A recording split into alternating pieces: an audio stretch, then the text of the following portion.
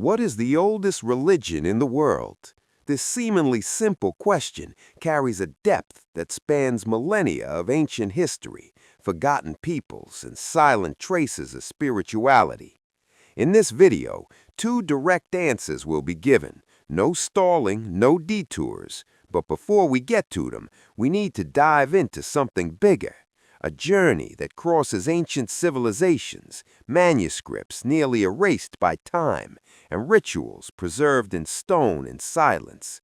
Because the origin of religion didn't begin with books or temples. It began long before cuneiform writing, even before the first cities. If you want to understand what the oldest religion in the world is, you'll need to walk all the way back to the beginning of human belief. At first glance, it may seem easy to answer what the oldest religion in the world is. One might expect a name, a date, or a civilization that marks the beginning of everything. But reality is far more complex. The spirituality of ancient peoples was not organized into fixed blocks, nor did it follow the criteria we use today to define a religion. The boundaries between myth, ritual, and belief were fluid, and many traditions were born from overlapping influences between different cultures. To truly understand the origin of religion, we must go back thousands of years and examine the long, continuous construction of human spirituality.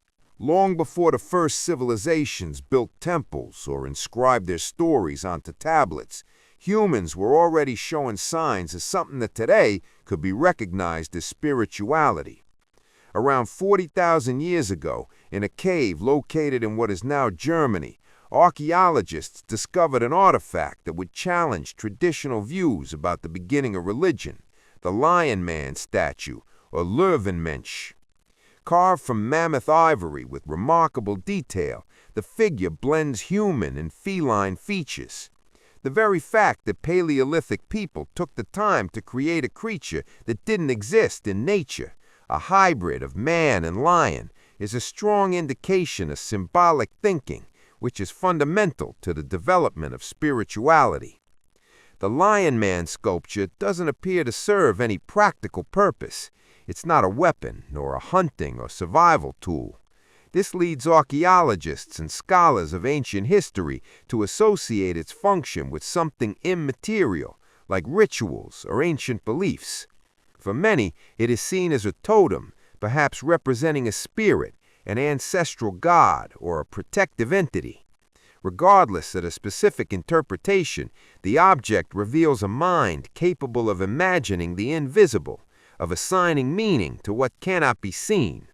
This ability for symbolic abstraction is one of the foundational steps toward the emergence of the first religious manifestations among ancient peoples. Spirituality does not depend on temples or books. It is born from the attempt to understand what lies beyond the visible world, and this impulse, apparently, already existed in the Upper Paleolithic. Human groups at that time, still nomadic, lived in direct contact with the cycles of nature, the dangers of hunting, and the mysteries of death.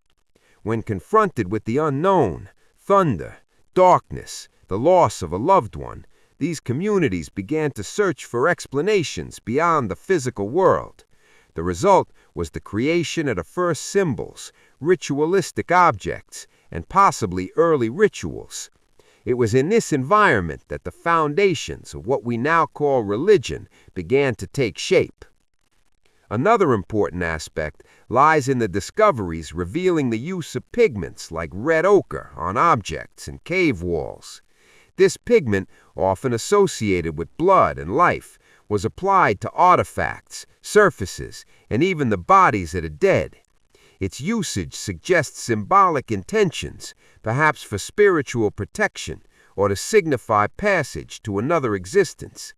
The ritual use of color reinforces the idea that even without formalized religion, there existed a shared and visible belief system.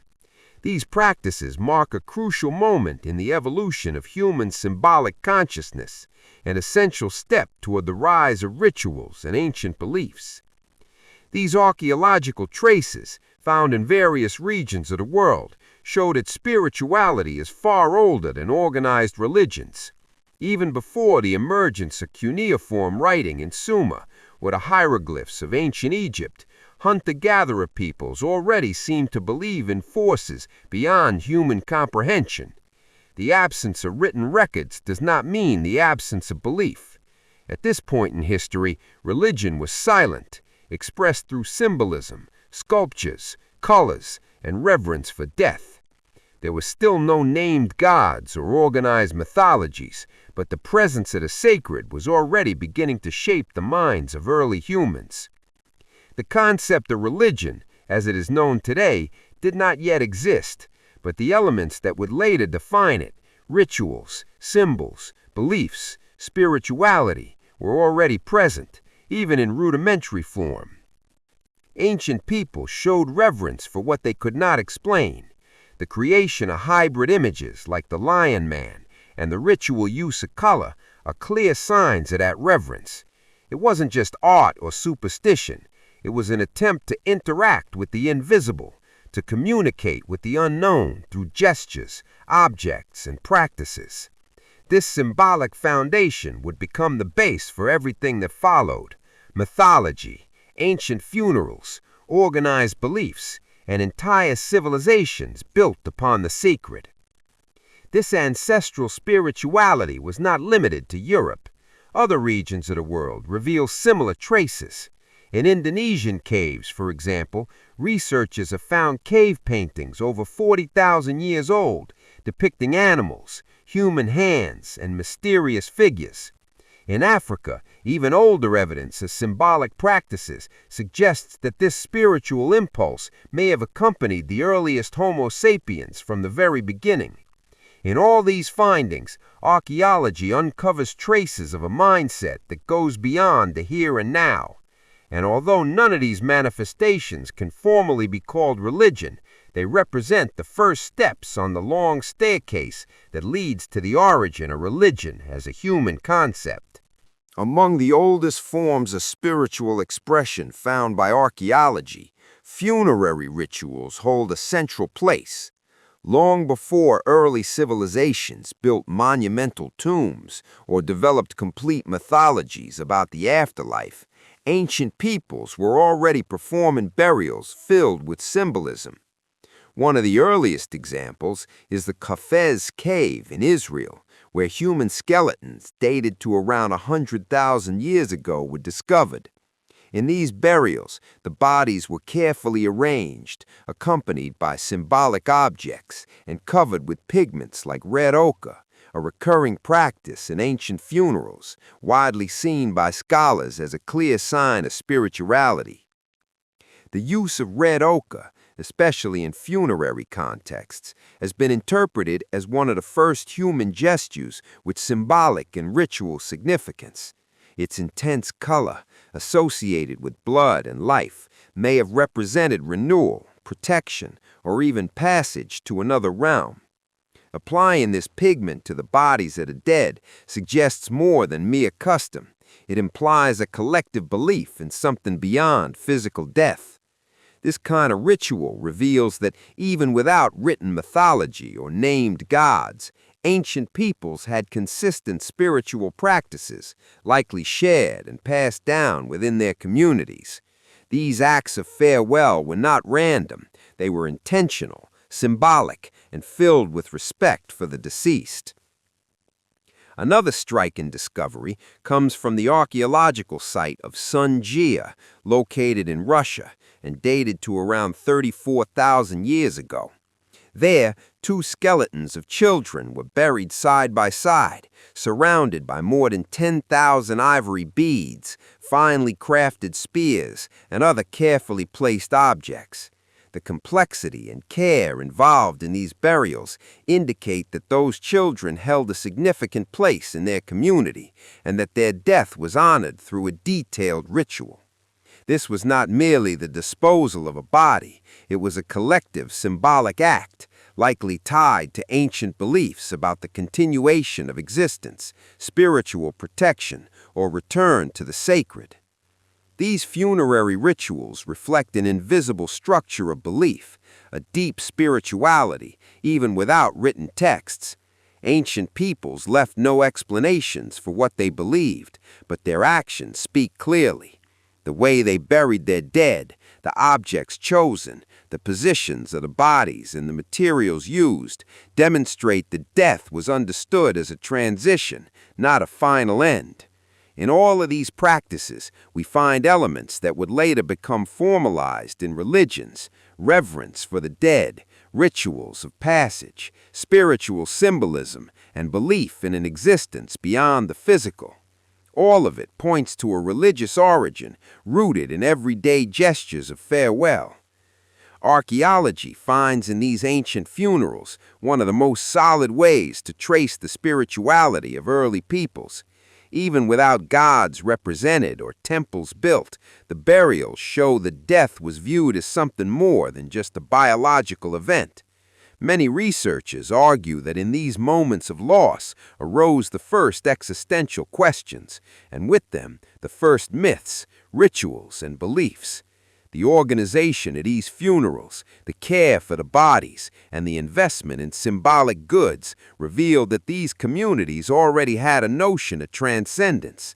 And while these practices cannot yet be called religion in the modern sense, they represent its most primitive foundation.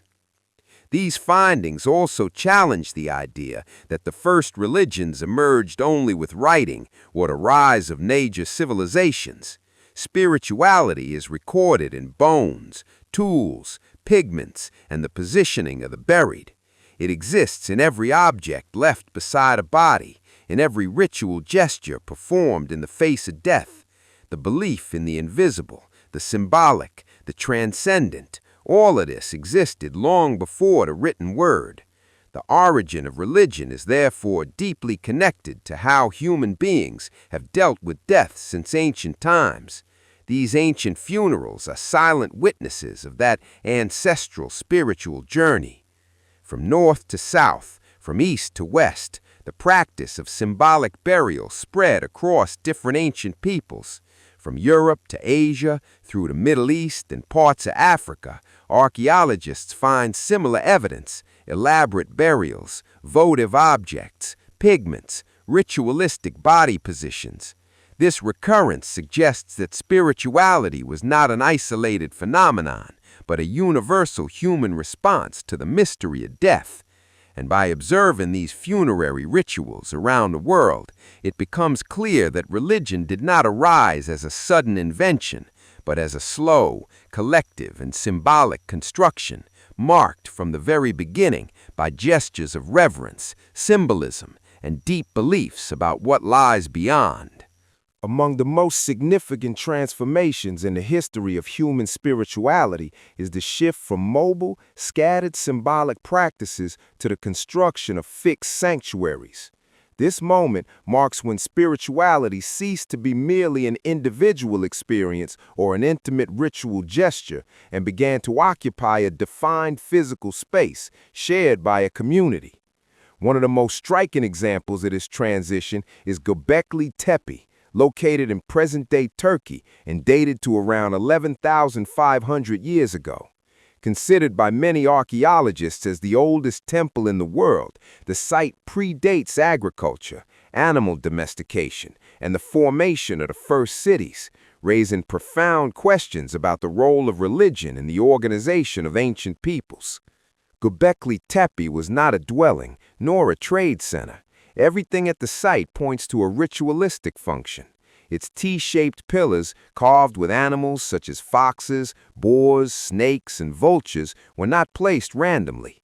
The architectural complexity, the collective effort required to sculpt and transport the stones, and the detailed engravings suggest the site was designed as a spiritual center.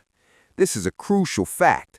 While it was long believed that religion arose as a consequence of urban development, Göbekli Tepe shows the opposite.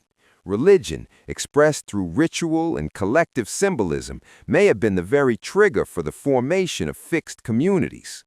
The discovery of Göbekli Tepe significantly changed the traditional timeline of religion's development. There are no traces of daily life, such as pottery, houses, or cemeteries at the site. What archaeologists find are circular and oval platforms with towering pillars and symbols carved in relief. This suggests hunter-gatherers, still nomadic, gathered periodically at this location for ceremonies. Religion, therefore, was already manifesting as a structured social phenomenon, even before the invention of writing, with a formalization of ancient beliefs into mythology. This centrality as sacred space shows that the desire to connect with the invisible already brought diverse groups together around shared practices. This transition to permanent sanctuaries also reveals the growing spiritual complexity among ancient peoples. Rather than isolated or improvised practices, these groups began constructing lasting monuments dedicated to ritual. There is no clear evidence of a specific deity at Göbekli Tepe, but the repetitive patterns, pillar arrangements, and animal iconography indicate collective beliefs were being expressed there. The very effort required to build such complex structures without modern tools or urban techniques shows the power of spirituality, or what would later be called religion, was already capable of mobilizing large-scale human endeavors. It's important to note that although Göbekli Tepe is unique in its scale, it's not an isolated case. Later sites like Karahan Tepe and Nivali Chori also reveal constructions with symbolic and religious purposes, emerging even in the pre-agricultural era. This demonstrates that spiritual practice had already moved beyond individual symbolism and had become an organized social expression. Spirituality was gaining form, space, and permanence, no longer just an intimate feeling, but a collective construction. This shift had a direct impact on how ancient peoples began relating to territory, time, and ritual memory. Building fixed places for religious practices also created new relations with the past. A sanctuary like Göbekli Tepe was not just a spiritual gathering point, it was a marker of continuity. The permanence of the structure allowed ritual knowledge to be passed down through generations, even without writing. The symbols carved into the pillars functioned as visual language, preserving myths, beliefs, and practices. In this way, ancient peoples began consolidating more enduring spiritual traditions, paving the way for the future organization of religions, with priests, doctrines, and sacred texts. Göbekli Tepe, in this context, represents a fundamental turning point in the ancient history of religion. It shows that even in an era without agriculture, cities, or texts, spirituality was already inspiring monumental construction. The transition to permanent sanctuaries reflects the moment when the sacred ceased to be merely symbolic and became architectural. This is the step that links ancient beliefs to the formation of future civilizations. And although institutionalized religion did not yet exist, the spiritual impulse had already become collective, material, and central to the life of ancient peoples, something that would continue to grow in the centuries to come. As human settlements became more complex and permanent, religion began to take on an even more central role. It ceased to be merely a symbolic expression and became an organizing element of society. When agriculture started being practiced systematically, enabling sedentarism and the growth of communities, the need for new social structures emerged. And it was in this context that religion found space to expand as an institution. Instead of temporarily gathering groups, as seen in sites like Göbekli Tepe, it now organized calendars, guided harvests, and justified social hierarchies. Across various regions of the world, the earliest traces of structured civilizations coincide with the presence of temples, priests, and collective rituals. Religion acted as a unifying force, capable of bringing large populations together around shared beliefs. Rather than simply venerating symbols or performing ancient funerals, these societies began centering public life around the sacred. The temple became the heart of the city. In these spaces, religion merged with other social functions. It was also where food was stored, tributes were recorded, and political decisions were made. From that moment on, spirituality, economy, and power became inseparable. Religious authority often overlapped with political authority. Religious leaders began to exert influence over rulers, or in many cases were the rulers themselves. This occurred in different parts of the world, from the cities of ancient Mesopotamia to the kingdoms of ancient Egypt. Controlling the religious narrative also meant controlling the social order. By declaring that a deity had granted power to a particular king or priest, religion provided legitimacy and stability to emerging political structures. This interdependence between mythology and leadership would remain a cornerstone of ancient civilizations for millennia. In addition, religion began organizing time itself. Agricultural cycles depended on observing celestial bodies and creating calendars, tasks frequently entrusted to priestly castes. Harvests, planting seasons, and times of scarcity were all marked by religious festivals, ceremonies, and offerings. This created a link between cosmic order and daily life. The gods of ancient civilizations were not only in the heavens, they were also in the fields, rivers, and temples. Mythology became interwoven with daily practice, turning religion into a tool for managing every aspect of human existence. This integration of belief and social structure also led to the emergence of a specialized class, the priests. They were responsible for maintaining ritual knowledge, interpreting divine signs, performing ceremonies, and ensuring the proper functioning of worship.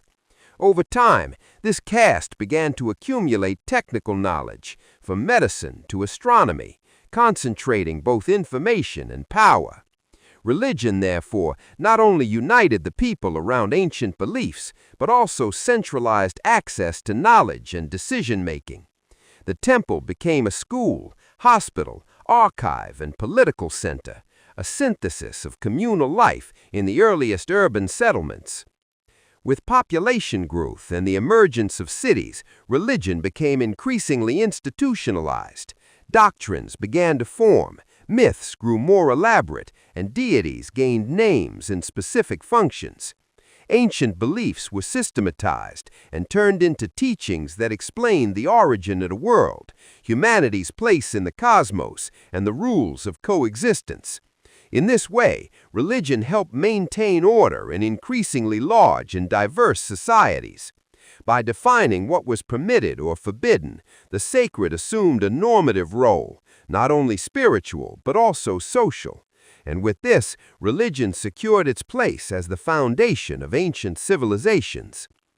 This gradual process repeated itself in various parts of the planet. From Sumer to Egypt, from the Indus Valley to ancient China, from Mesoamerican cultures to early sedentary African peoples, religion stood at the center of civilization's emergence. In all these contexts, it served as a unifying element, a symbolic engine, and a tool for organization.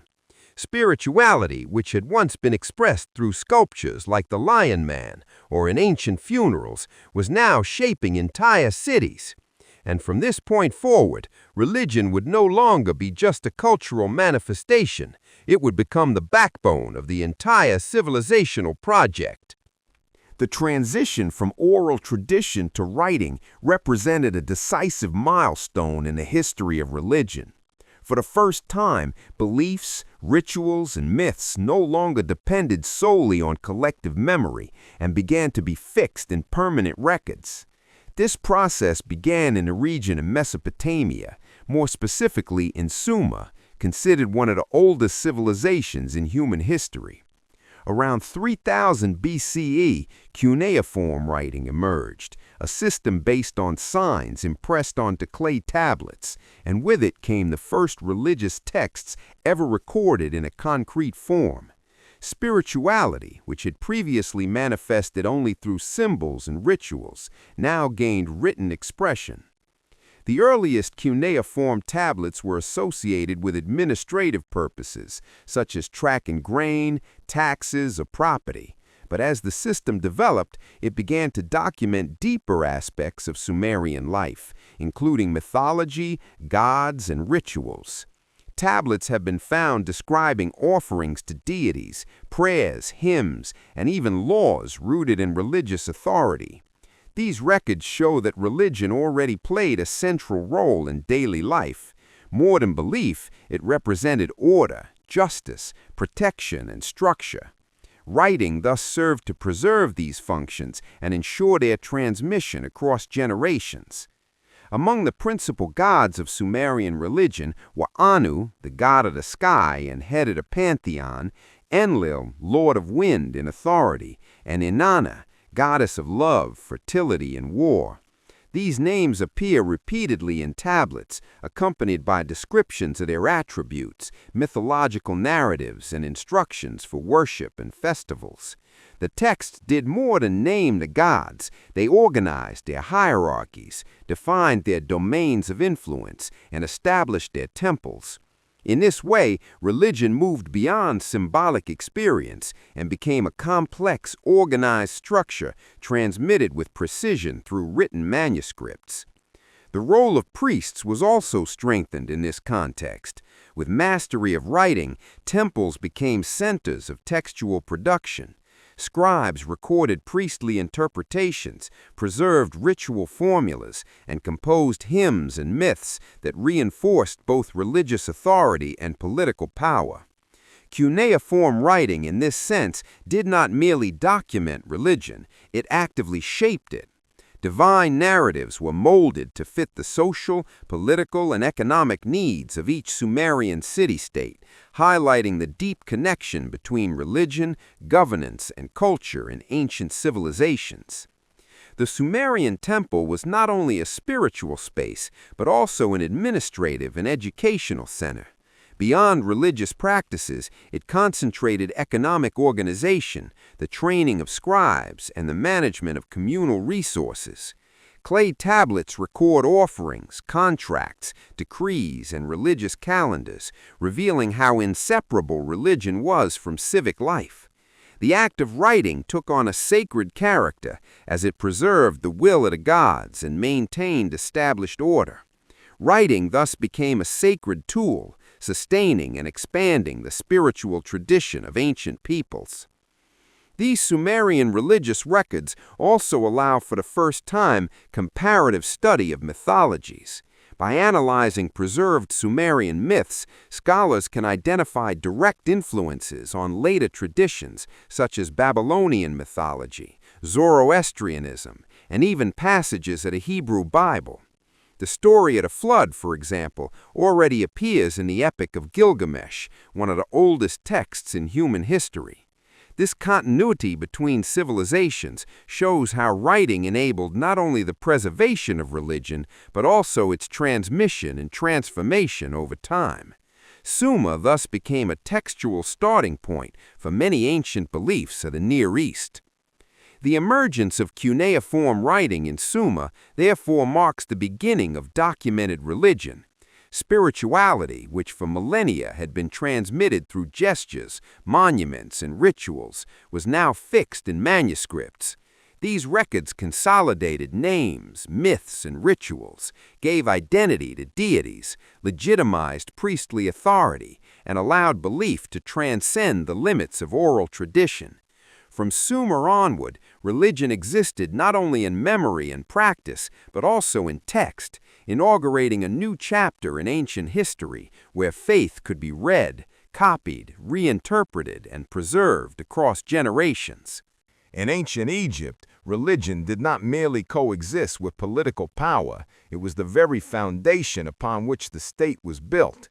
From the beginning of the dynastic period, around 3100 BCE, the pharaoh was considered divine, acting as the intermediary between the world of the gods and the world of men. This belief turned the ruler into a sacred link whose function went beyond politics and entered the spiritual realm. To govern Egypt was to maintain cosmic order, or Mat, a central concept in Egyptian worldview. Thus, the role of the ruler was both religious and administrative, and his legitimacy came directly from the spiritual beliefs of ancient peoples. Egyptian architecture clearly expressed this fusion between religion and power. Monumental temples like those at Karnak, Luxor, and Abu Simbel were not merely places of worship, they were political, economic, and symbolic centers.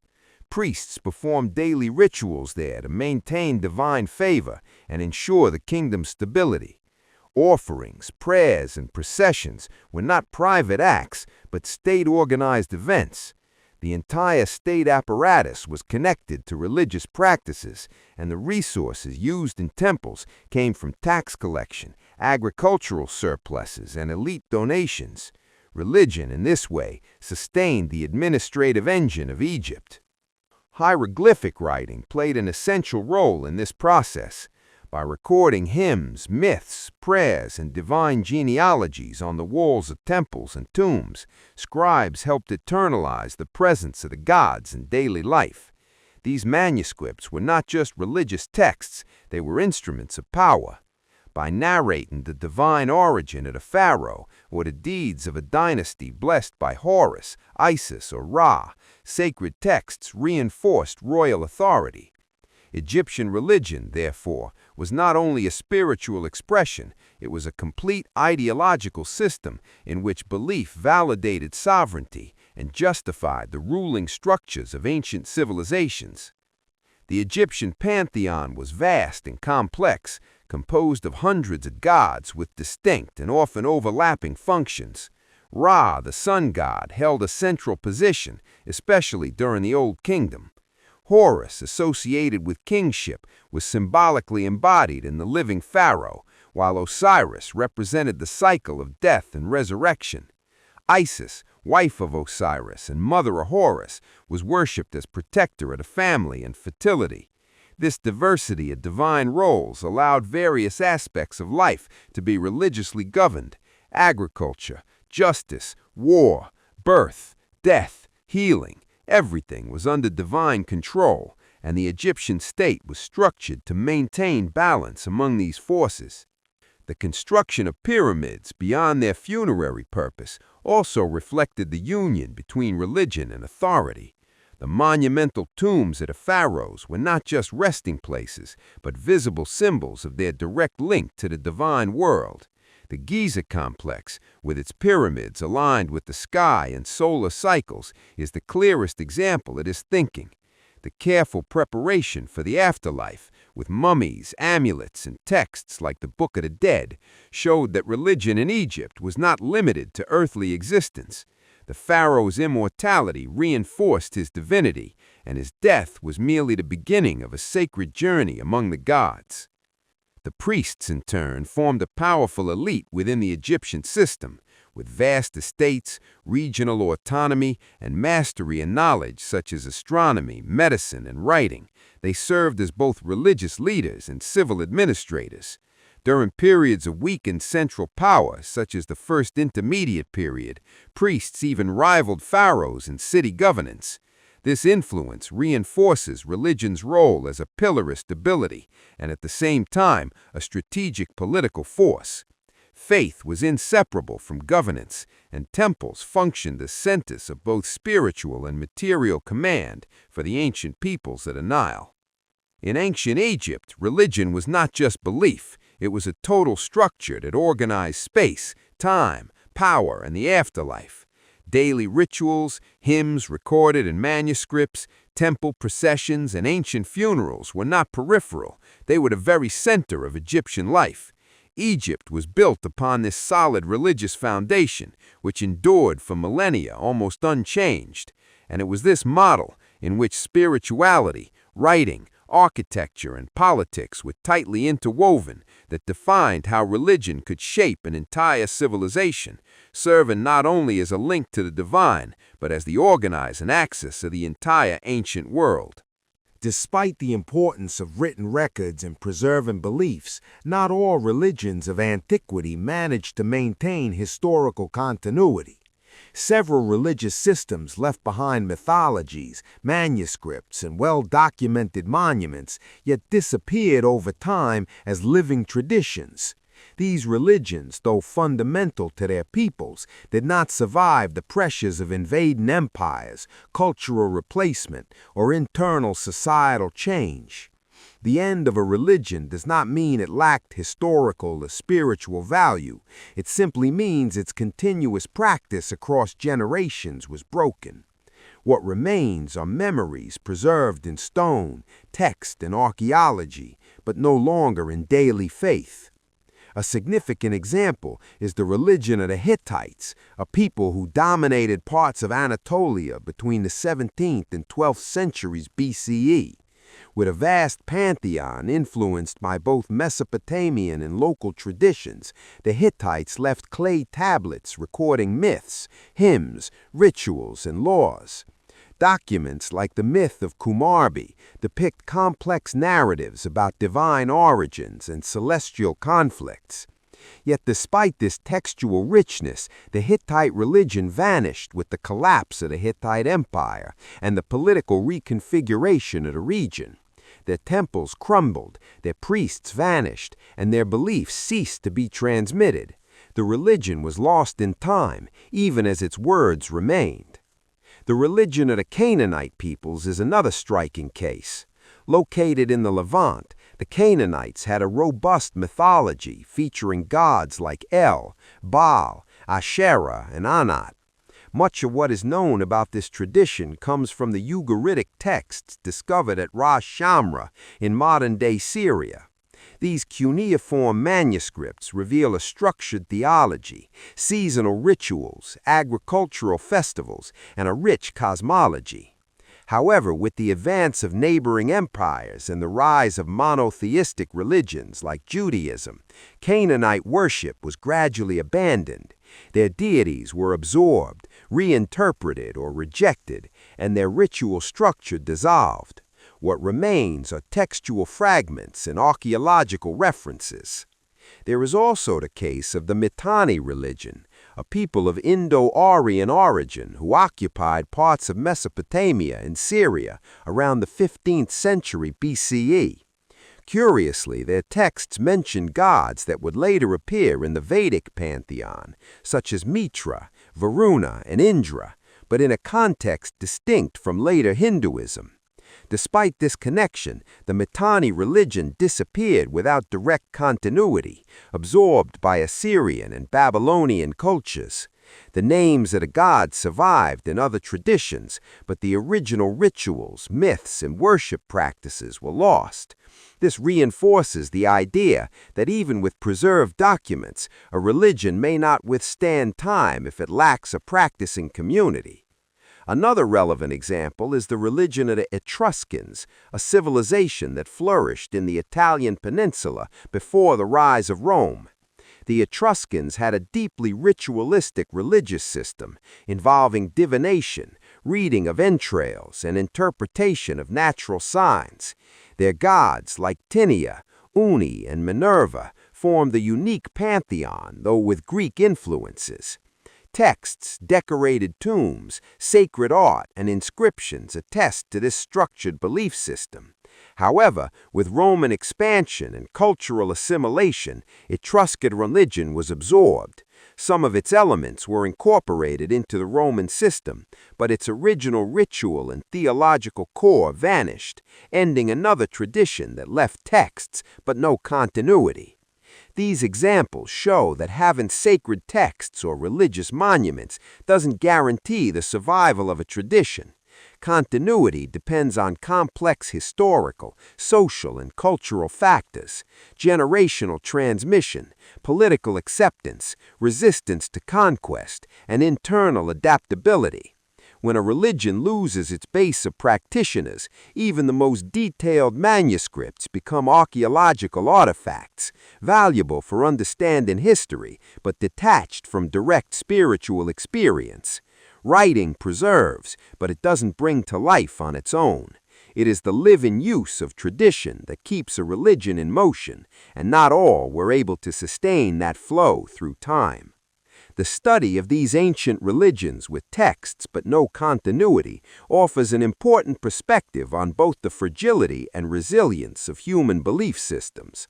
On one hand, it shows how entire cultures can disappear and leave only material traces. On the other, it reveals how certain ideas, Divine names, symbols, myths can cross centuries and reappear in other traditions, even disconnected from their origins. The history of religion is marked both by survival and loss, and by looking at these extinct belief systems, we gain a clearer understanding of the processes of transmission, transformation, and forgetting that shaped the spiritual world of the ancient peoples. Among all the religions that emerged in antiquity, Hinduism stands as the one with the longest continuous historical practice still alive today. Unlike traditions that disappeared over time or were absorbed by dominant cultures, Hinduism survived political upheavals, foreign invasions, and social transformations for over 3 millennia.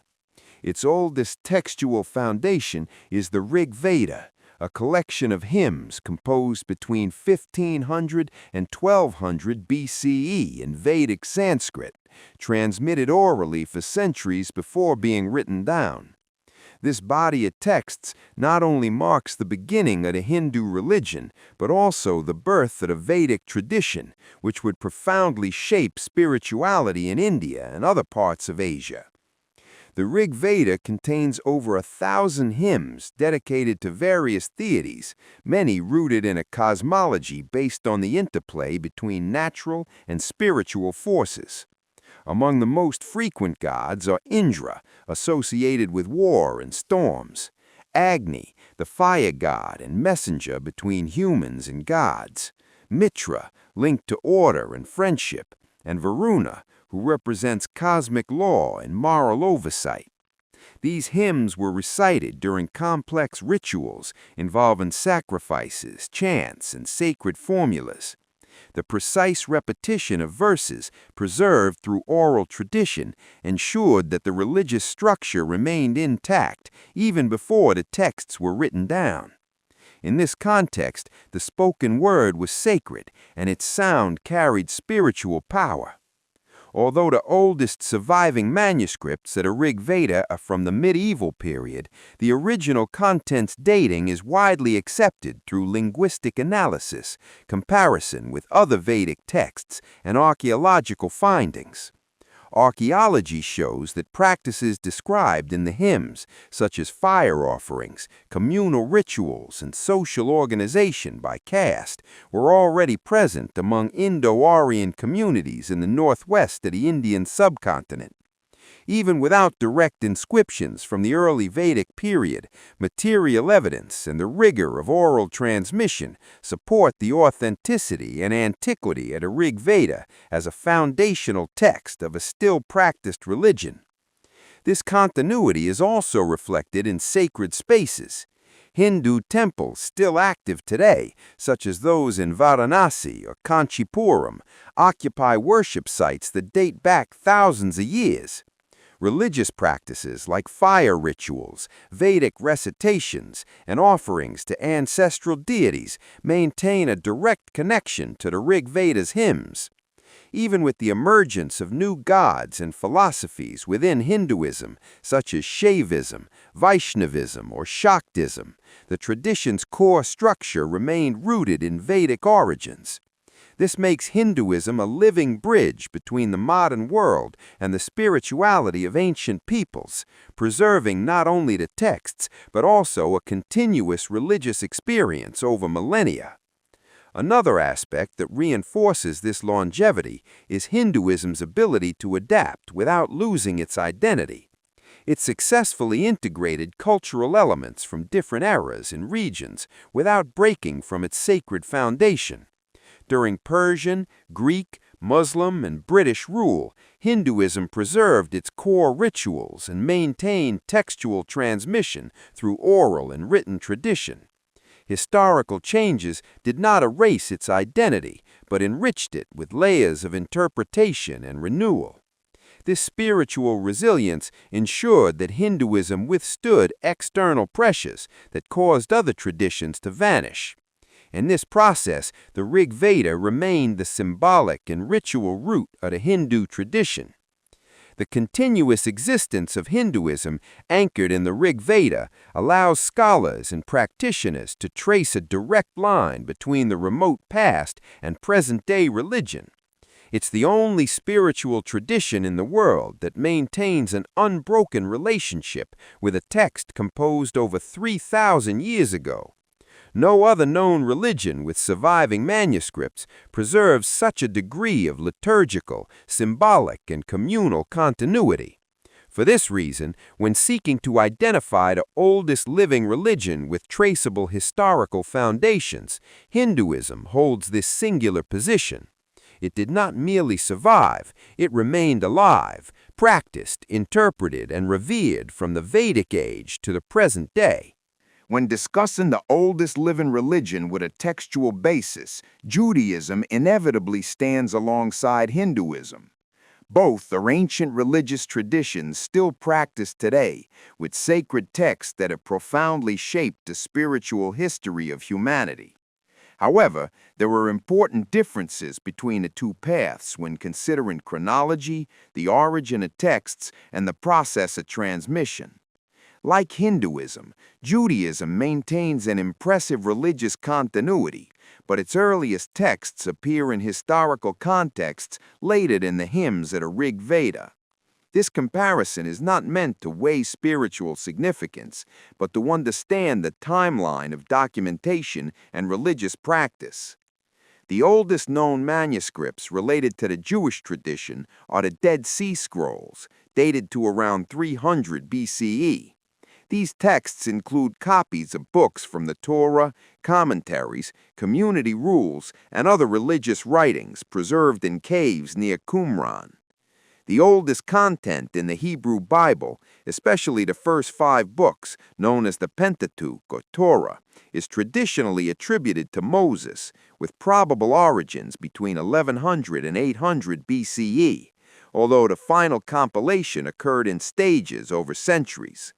This places the earliest Jewish texts in a period later than the Rig Veda, whose composition is estimated between 1500 and 1200 BCE. Beyond chronology, there are differences in methods of preservation.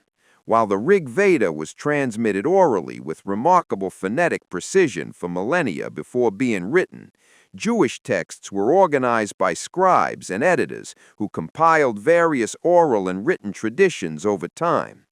These are 2 models of transmission, one based on liturgical oral repetition among Brahmins, and the other on the progressive preservation and editing of Hebrew writings by priestly communities and scribes. Both approaches enabled continuity, but the written record of the Vedic texts predates the earliest surviving Jewish manuscripts. From an archaeological standpoint, there are far more preserved Jewish manuscripts than Vedic ones. The Jewish tradition benefited from the use of papyrus and later parchment, allowing large portions of the Bible to be copied and preserved across different periods. Vedic texts, on the other hand, were mainly preserved orally until the medieval period, when they were written down on palm leaves, many of which did not withstand the passage of time. In other words, Judaism has greater material documentation, while the content of Vedic scripture is older. These distinctions complicated direct comparison, but enrich the understanding of diverse spiritual paths. Both religions also share a profound relationship with sacred language. Vedic Sanskrit and Biblical Hebrew are each considered divine within their respective traditions, used not just for recording texts, but as vehicles for ritual, prayer, and spiritual transmission. In both cases, the sound, structure, and rhythm of the words hold spiritual significance. Thus, reading, reciting, and interpreting the texts are themselves acts of devotion, reinforcing the connection between orality and writing, past and present, divine and human. The traditions of ancient peoples are preserved not only in manuscripts, but in the sound of voices repeating them across generations. Another point in common is historical resilience. Both Hinduism and Judaism faced invasions, diasporas, prohibitions, and persecutions, yet they managed to maintain their theological foundations, textual texts, and core rituals. In Judaism's case, the destruction of the temple in Jerusalem, the Babylonian exile, and the Roman-era diaspora did not extinguish the religion. It adapted through the centralization of the written and oral Torah. In Hinduism, despite the influence of Persian, Muslim, and British empires, the Vedic tradition endured and continually reorganized itself. Both religions showed a strength of ancient beliefs in the face of historical challenges. Therefore, when comparing Hinduism and Judaism, we recognize two pillars of human spirituality. One born of Indian soil, with older oral roots and rituals preserved for over 3,000 years. The other born in the Levant, with a strong textual foundation preserved by communities spread across the world. Both are living religions, deeply connected to ancient history, sacred writing, rituals, spirituality, and the identity of their peoples. In the specific criterion of documented antiquity with continuous practice, Hinduism stands out as the oldest living religion, but Judaism's contribution to religious history is equally monumental and continues to shape spiritual thought to this day. Long before the invention of writing, the transmission of religious ideas depended entirely on orality. Nomadic peoples and agricultural communities kept their beliefs alive through spoken stories, ritual songs, ceremonial dances, and teachings passed verbally from one generation to the next. Around campfires or during seasonal ceremonies, narratives about gods, spirits, and natural cycles were shared as vital parts of collective identity. This orality was not improvised. It followed strict patterns, repetitive formulas, and fixed sequences that ensured content would not be lost over time. Oral tradition, though invisible to conventional historical methods, was highly sophisticated. Entire societies managed to preserve complex mythologies for centuries using only memory and repetition. One of the greatest examples is the Rig Veda, whose hymns were orally transmitted for over 1,000 years before being written down, maintaining their form and content with astonishing precision. This proves that orality was not inferior to writing. It was simply a different cultural technology, deeply effective and central to preserving human spirituality for millennia. However, because it left no physical records, orality alone does not allow direct access to the distant past. This is where archaeology becomes essential to reconstruct religious history. Through excavations, archaeologists find material traces of spiritual practices, ornate tombs, symbolic rock art, primitive temples, stone altars, amulets, sculptures, and other ceremonial objects. These findings help reveal that deep religiosity existed even in non-literate societies, a spirituality lived in daily life and reflected in sacred monuments and artifacts. One of the most impressive examples is Göbekli Tepe in present-day Turkey, over 11,000 years old. There, archaeologists found carved pillars with animal symbols and circular structures indicating complex rituals long before the emergence of cities or writing. Another example is prehistoric burials with bodies covered in red ochre and accompanied by symbolic objects, suggesting beliefs in the afterlife and organized religious practices. These archaeological discoveries complement what orality could not preserve directly. In many cases, surviving oral traditions can even help archaeologists interpret what has been found. Indigenous myths, for example, often describe sacred places that later turn out to be archaeological sites of ritual significance. This shows that spoken word can also function as a historical record, not in the form of documents, but as a continuous cultural testimony. Archaeology, therefore, does not replace orality. It dialogues with it, helping to reconstruct the meaning of ancestral religious practices forgotten by books but preserved through memory. Even religions with sacred texts like Judaism, Christianity, and Islam began as oral traditions. The Gospels of Jesus were recited and repeated for decades before being written down. The verses of the Quran were memorized before being compiled into a book. Orality is still present today in masses, sermons, chants, and spoken prayers. At the same time, archaeology continues to uncover extinct religious systems whose beliefs vanished but whose traces remain in the earth. Thus, the history of religion is a continuous construction between voice and matter. The spirituality of ancient peoples is not limited to what was written. It also lives in what was once spoken and later forgotten, but remained buried beneath the ground. Orality represents the soul of faith lived in community. Archaeology, the fossilized body of what was left behind. Together, these two sources complement each other and reveal a powerful truth. The sacred is not always visible, but it almost always leaves traces in the voices of generations and in the layers of time. Through them, we rebuild the religious paths of humanity, from the first rituals to the beliefs that still shape our world. In ancient civilizations, the concepts of religion, mythology, and ritual did not exist separately as in modern categories. These elements formed a single symbolic and practical structure that guided the lives of ancient peoples. Myths explained the origin of gods, the world, and humanity, while rituals symbolically reenacted these events in social contexts.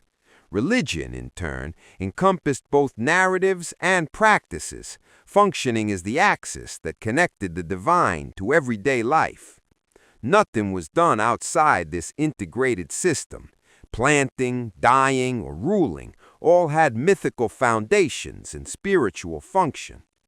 Mythology served as a spiritual language and a foundation of reality. The ancients did not view myths as fictional stories, but as records of sacred events that structured the universe.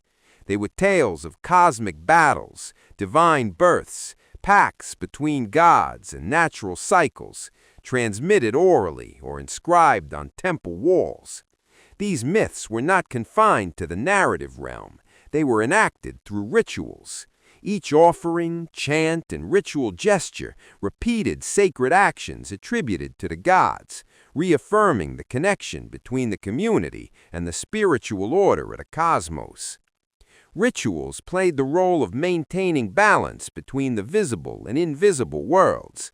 They were not seen as optional ceremonies, but as essential acts for the continuity of life cycles. They recreated mythical events and ensured the favor of the gods. Funerals, for instance, were not simply farewells to the dead, but represented a journey of the soul, based on myths of crossing, judgment, and rebirth.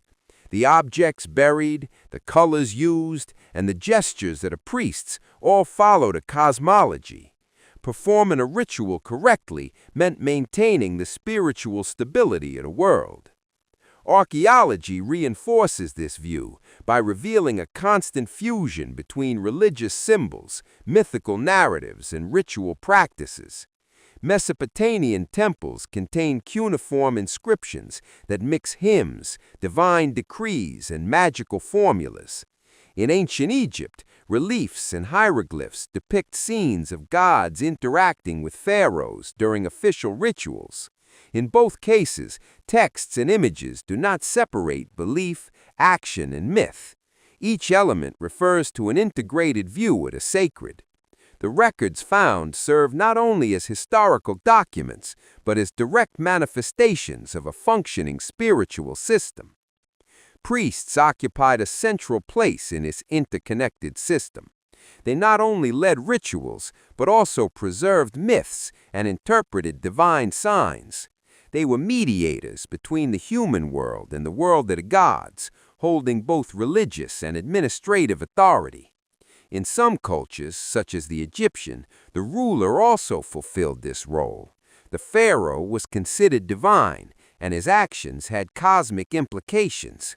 Every decree, war, or construction followed a spiritual pattern. Mythology, ritual, and religion were the faces of the same structure that governed all aspects of civilization. The difficulty in separating these elements comes from the fact that they were not created to be separated. The divisions between religion, mythology, and ritual arise from modern categories that did not exist in the thinking of ancient peoples. For them, everything was part of the same sacred flow. The myth was not only told, it was lived. The ritual was not just symbolic, it was real. Religion was not abstract belief, it was the foundation of existence. When we try to isolate these elements for study, we often lose sight of what they truly meant to the civilizations that created them. Understanding this integration is essential for grasping how the world's major spiritual traditions emerged. This fusion of action, narrative, and belief shaped the structure of ancient religions, and even those that survived. By investigating this past, we can see how some traditions transformed over time, how others disappeared, and how many still retain traces of that ancient union. It is this transition from integrated spirituality to organized and institutionalized religions that we begin to observe more clearly in the next stage of history. Throughout history, religious beliefs did not remain static, but were transmitted, transformed, and reinterpreted by different generations. Even when entire civilizations vanished, fragments of their beliefs remained alive in the cultures that followed. This transmission happened through multiple channels: oral traditions, preserved symbols, adapted rituals, and even forgotten inscriptions rediscovered centuries later. Religion did not rely solely on temples and priests, but on the collective ability to tell stories, repeat gestures, and keep the memory of gods and invisible worlds alive. This informal continuity ensured that much of the ancient endured. Orality played a central role in this process. Before writing, and even after its invention, much of the spiritual tradition was passed down through speech. Narratives about the creation of the world, divine teachings, and ritual practices were transmitted from generation to generation, often using fixed formulas, melodies, and mnemonic structures that ensured faithful preservation. Orality was not seen as inferior to writing. On the contrary, in many cultures it was considered more sacred, as it kept the power of words alive through the voice of the initiated. This was essential for preserving ancestral beliefs, even without manuscripts. Over time, these traditions began to be recorded, but the process of transcription was not always immediate. Many religious texts that have reached us were written centuries after the teachings they describe were established. This applies to the Rig Veda, the Hebrew texts, Sumerian inscriptions, and Egyptian rituals. The gap between practice and record means that study in religion requires not just documents, but comparison with archaeological objects, symbols, and parallel practices. Writing is a powerful tool, but it has never captured the full scope of a people's beliefs on its own. Another essential factor in preserving beliefs was ritual repetition. Even with political changes, invasions, or forced migrations, many religious practices remained alive in daily rites. The act of lighting a candle, chanting a prayer, drawing a shape on the ground, or observing a particular diet could carry deep meanings linked to ancient traditions. Rituals functioned as cultural capsules, preserving spiritual codes even when the original language or context had already changed. This allowed mythologies and symbols to cross continents, languages, and centuries, keeping a connection to the past alive. Archaeology also shows how certain symbolic patterns reappear across different periods and regions. The same type of burial, a repeated design on pottery, or a common ritual structure in altars or sacred instruments suggests symbolic continuity between cultures that at first seem unconnected. These elements may indicate direct transmission, cultural influence, or spiritual resonances adapted to new contexts. As religion spread and transformed, it did not necessarily erase what came before. It often absorbed, reinterpreted, or rebuilt existing beliefs. This partial continuity means that traces of Sumerian, Egyptian, Canaanite, or Vedic spirituality survive to this day in rites, names, sacred dates, and ideas about the soul, destiny, or the gods. Even if the name of a religion changes or its institutional structure disappears, the symbols remain. They are hidden in festivals, calendars, gestures, and even popular expressions. The transmission of religion is not just an institutional process, but a deep cultural phenomenon marked by the persistence of what resonates spiritually in each generation. Ancient beliefs, even diluted, continue to shape the modern imagination. That is why, when investigating what is the oldest religion in the world, one must consider not only the texts or names of current religious traditions, but also how these beliefs crossed the centuries. Some survived intact, others dissolved into new forms, but almost none vanished. The history of human spirituality is made of overlapping layers, where the new almost always carries the old at its foundation. And it is this blend of continuity and transformation that leads us to the next part of our narrative, where the notion of religious identity begins to take on new shapes. When trying to identify the oldest religion in the world, it is necessary to consider not only when it emerged, but also how it endured throughout history. The criterion of continuity proposes that the antiquity of a religious tradition is directly tied to its ability to remain alive, practiced, and recognizable by its followers over centuries. This persistence spans cultural shifts, geographic displacements, invasions, wars, and social transformations. Historical continuity, therefore, becomes one of the key pillars in defining what is truly a lasting religious tradition. Continuity, however, does not imply immutability. Ancient religions underwent constant adaptations to survive changing contexts. Mythologies were reinterpreted, rituals adjusted, hierarchical structures reorganized, and even symbols redefined.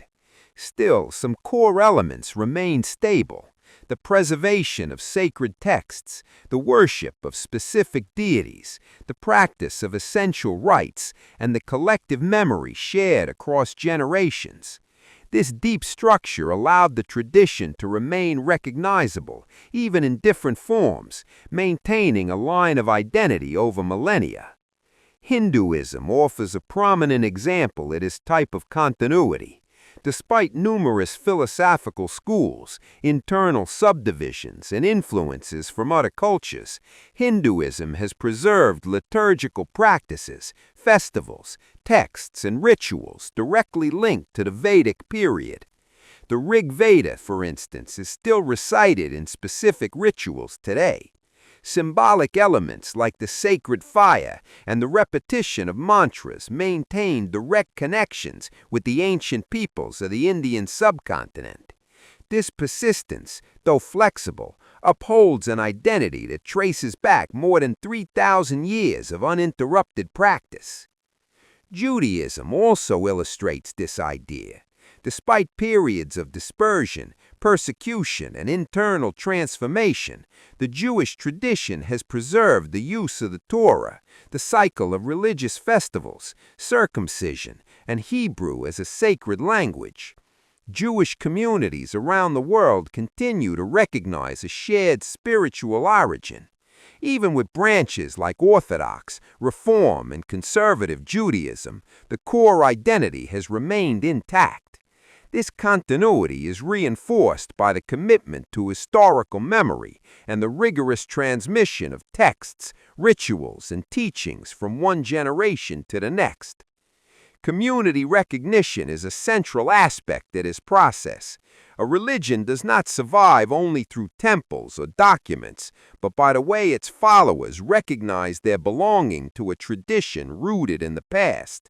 Orality, ritual practice, everyday symbols, and repeated use of certain texts are concrete forms of continuity. Even when major political or social changes occur, entire communities reorganize to keep their spiritual roots alive. This cultural and emotional link often sustains religious identity more effectively than any formal structure. However, continuity also presents conceptual challenges. At what point does a tradition cease to be the same and become something new? When is there a true rupture, and when is there only gradual evolution? The emergence of Christianity from Judaism, for example, raises this kind of question. Although Christianity contains elements originating from Jewish tradition, such as the use of the Old Testament and belief in common figures, Christianity built a new doctrinal body, new rites, and a new identity. Such cases show how continuity can be relative and depend on how it is perceived and claimed by practitioners. Therefore, when reflecting on which religion can be considered the oldest in the world, the criterion of continuity offers a perspective that goes beyond the date of foundation or the existence of written records. It highlights the strength of traditions that withstand time, that continue to be lived, recited, and celebrated by communities who see themselves reflected in their symbols and practices. The religious identity line lies not only in the distant past, but in the unbroken thread that connects the ancient to the modern, and that thread is what sets the stage for the final questions in our historical investigation. The boundaries between religions, as understood today, did not always exist clearly or rigidly in ancient civilizations. The division between one religion and another is often the result of later constructions, established by political authorities, doctrinal disputes, or social organization needs. The spiritual practices of ancient peoples did not follow fixed categories, such as Judaism, Hinduism, or Islam. These labels were shaped over time in processes of differentiation that often do not reflect the fluid way beliefs and rituals evolved within the communities that originated them. Several religious traditions share characters, narratives, and even common practices, but were later separated by theological or institutional lines. The three Abrahamic religions, Judaism, Christianity, and Islam, recognize Abraham as an ancestral figure, revere similar prophets, and share symbolic elements like belief in a single creator God, the value of fasting, and the importance of revealed texts. Yet today, they're treated as entirely distinct religions with well-defined borders. This separation is more recent than it appears and often does not reflect the historical continuities between them. In the case of Hinduism, the situation is even more complex. The Vedic tradition, which forms its oldest textual foundation, was absorbed, reinterpreted, and expanded by various philosophical schools, devotional sects, and regional practices over millennia. This created a highly diverse set of beliefs and rituals that, in many other contexts, might be considered entirely separate religions. But in the Indian subcontinent, this diversity was integrated under the common label Hinduism, a construction intensified during the British colonial period, which sought to classify local practices under a single label for administrative and academic purposes. Archaeology also reveals religious overlaps that are hard to separate. Excavations show temples built over earlier structures, inscriptions blending divine names, and cemeteries shared by different cultures. Many symbols found in ancient civilizations reappear in later traditions, sometimes with new meanings, other times retaining their original role. This is the case with solar symbols, serpent representations, ritual use of water, or the association of mountains with deities. These recurrences indicate that the line between one religion and another is rarely as precise as modern frameworks suggest. Even sacred religious texts bear traces of this interconnection. There were clear parallels between Near Eastern myths and biblical stories, such as the creation of the world, the flood, or the figure of a hero chosen by the gods. Some of these narratives likely circulated orally among different peoples before being fixed in writing. The canonization process, deciding what belongs or doesn't belong to a religious tradition, is also a selective act based on historical, political, and theological criteria.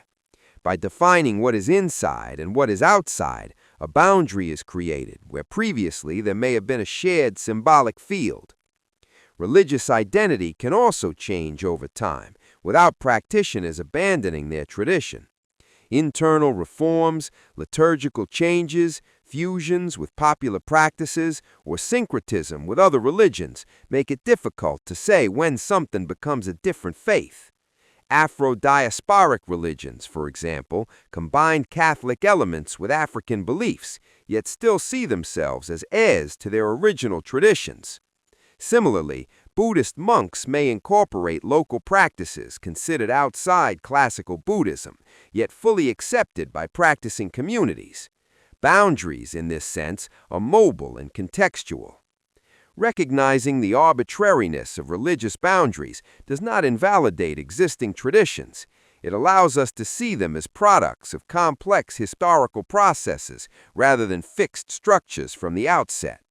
This helps explain why the question, what is the oldest religion in the world, does not have a single definitive answer. What we call religion may in fact be a continuity of practices, symbols, and beliefs that cross cultures and eras, often blending into one another. It is this entanglement that sets the stage for the final reflection in our journey. The history of religion is not built upon definitive ruptures, but upon continuous transformations that pass through time. From the earliest symbolic expressions in caves to the great temples of organized civilizations, human spirituality has manifested like a river in constant motion. Over the centuries, beliefs were reinterpreted, rituals adapted, gods renamed, and mythologies retold in new forms. But the search for meaning, transcendence, and connection to the sacred never ceased. This flow is what sustains the foundations of all religious traditions known today. Even when a tradition seems to have disappeared, its symbols and practices often remain alive in other forms. Elements of Sumerian religion, for example, can be found in later myths of the Near East. Certain Egyptian rites survived in Greco-Roman traditions. Ancient figures and archetypes reappear in different contexts with new names and garments, but serve in the same spiritual function. The sacred fire, the serpent, the tree of life, the mountain as a space of revelation. These are all recurring images that move through time, sustaining the continuity of the human spiritual experience. This continuity does not depend on the formal existence of a religious institution. In many cases, it is the people, their families, and oral traditions who keep the essence of a spiritual practice alive. The repeated gesture, the told story, the symbol inscribed on an everyday object, all of it carries centuries of meaning. Religion, in this sense, is not only in sacred texts or systematized doctrines, but in the collective experience that gives form to the invisible. Spirituality endures wars, migrations, prohibitions, and forgetfulness, but renews itself with each generation that returns to the fundamental question of why we exist. The great traditions that have survived, such as Hinduism, Judaism, or Buddhism, are living witnesses of this flow. They adapted, engaged with their time, resisted erasure, and preserved ancient layers within new structures. Their most sacred texts were not always written at the time of their formation, and their oldest rituals did not always remain unchanged. Yet the spiritual thread that connects them to ancestral peoples has not been broken. This endurance through transformation defines the strength of a living tradition. It does not freeze the past, but carries it within. The flow of human spirituality also challenges cultural and religious boundaries. Beliefs cross empires, are absorbed by new peoples, merge with local myths, and settle on other continents. A symbol carved in a temple in Asia may reappear, reinterpreted, in a folk festival in Latin America. A prayer spoken today in a modern language may have roots in millennia-old oral formulas. Religion does not belong to a single place, people, or time. It is a collective creation under constant reconstruction, marked by memory, ritual, and the symbolic reinvention that has accompanied human beings since the beginning. This perspective shifts how one responds to the question of what is the oldest religion in the world. If we think in terms of names, institutions, or preserved texts, we can point to specific traditions with greater or lesser recorded antiquity. But if we look at spirituality as a living current, we see there is no absolute beginning or clear separation between the old and the new. What exists is a continuous process where old beliefs are transformed, survive, and merge with new ideas, giving rise to different expressions of the same spiritual quest. Therefore, understanding the oldest religion in the world is not merely a matter of dates or manuscripts. It is above all recognizing this flow of symbols, rites, and meanings that runs through human history. Spirituality did not begin with a specific name, nor does it end with an organized form. It remains alive, mutable, plural, and deeply rooted in human experience. And with this awareness, we can look at the great traditions that are present as legitimate heirs to a past that never stopped pulsating. It simply transformed without ever vanishing. After traveling through tens of thousands of years of history, ancestral rituals, excavated temples, and ancient manuscripts, it becomes clear that there's no single definitive answer to the question that guided this video. The origin of religion is as old as humanity itself, and its path is intertwined with the development of language, art, symbolism, and early social organization. From the beginning, spirituality appeared as a natural impulse to make sense of the world, death, time, and the unknown. For that reason, the answer depends largely on how one defines what religion actually is. If religion is understood as any structured form of spiritual expression, even without writing or formal institutions, then the first answer leads back to prehistory.